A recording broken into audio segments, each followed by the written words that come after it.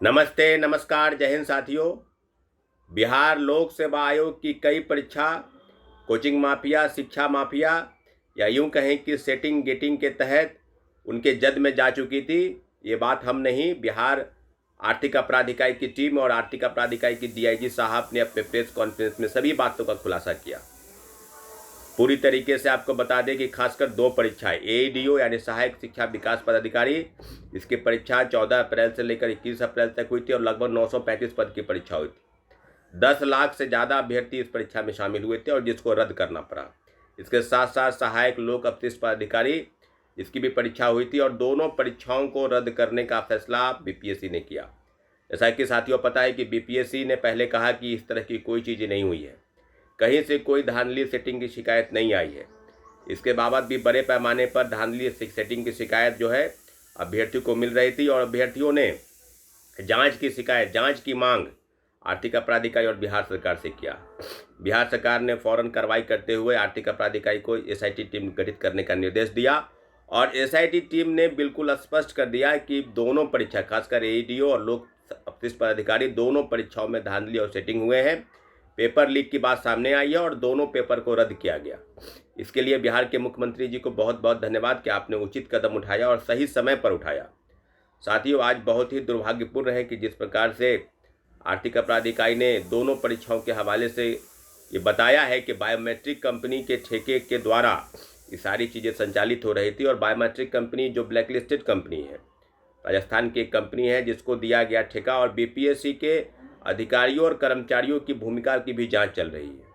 तो ये बात तो पहले से तय है, आज पहली बार तो नहीं हुआ है। 70वीं सिविल सेवा के पहले से 66 बीपीएससी, 67वीं बीपीएससी जिसमें एक आईएएस अधिकारी का भी नाम आया था, जांच हुई, परंतु पूरी तरीके से जांच नहीं हुई। वो आईएएस अधिकारी गुजरात कैडर के थे और गुजरात चले गए। वो सेटर भी है, शिक्षक भी है और आईएएस अधिकारी भी है। तो इस तरह की चीज़ें हुई थी, परंतु ये जांच के नाम पर थोड़ी बहुत कार्रवाई हुई और पुनः आज आर्थिक अपराध इकाई ने जिस प्रकार से भंडाफोड़ किया और उन्होंने बताया है कि बीपीएससी के अधिकारियों और कर्मचारियों की भी भूमिका संदिग्ध है, तो इसका मतलब तो स्पष्ट हो गया कि आज तो पहली बार नहीं है। 70वीं सिविल सेवा में भी हम लोग एक परीक्षा 2 पाली में कराने को लेकर बीपीएससी अड़ी थी और बीपीएससी ने कहा कि धांधली सेटिंग, तो पेपर लीक धांधली सेटिंग पर तो पहले से कार्रवाई नहीं हो रही है। और बार बार हम कह रहे हैं कि बीपीएससी के अधिकारियों और कर्मचारियों की भूमिका की जांच बिल्कुल होनी चाहिए। और आज 2 परीक्षाओं पर जिस प्रकार से नियंत्रण खोया गया, बायोमेट्रिक कंपनी यानी जो परीक्षार्थी हैं वही सेटर है, जो बायोमेट्रिक कंपनी का ठेका जिसे मिला उसकी सूचिता भंग हो गई। ब्लैकलिस्टेड कंपनी को ठेका किसने दिया, किसके कहने पर कौन इस तरह की चीज़ों का फैसला किया? तो सबकी भूमिका की जांच तो होनी चाहिए।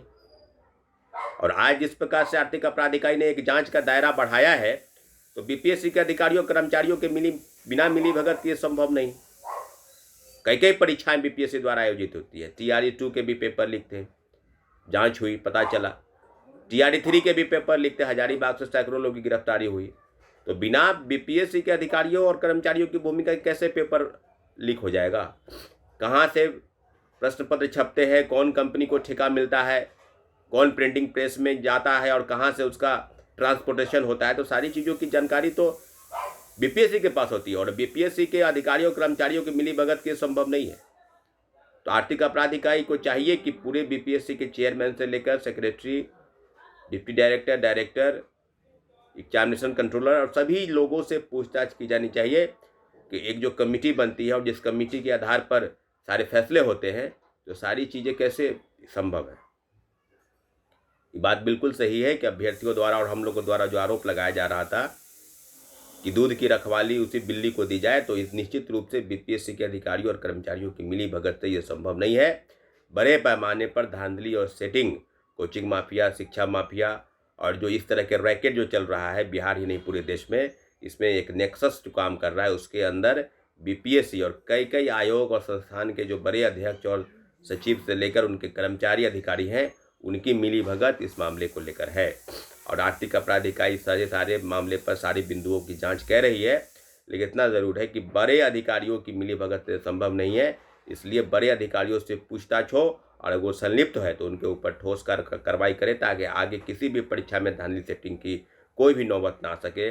इसी बात को लेकर हम बीपीएससी के अधिकारियों के ऊपर जांच कराने की मांग करते हैं और भारी मुख्यमंत्री जी से आग्रह करते हैं कि आर्थिक अपराध इकाई को खुली छूट मिले ताकि बड़े से बड़े अधिकारियों और कर्मचारियों के ऊपर भी जांच की जा सके।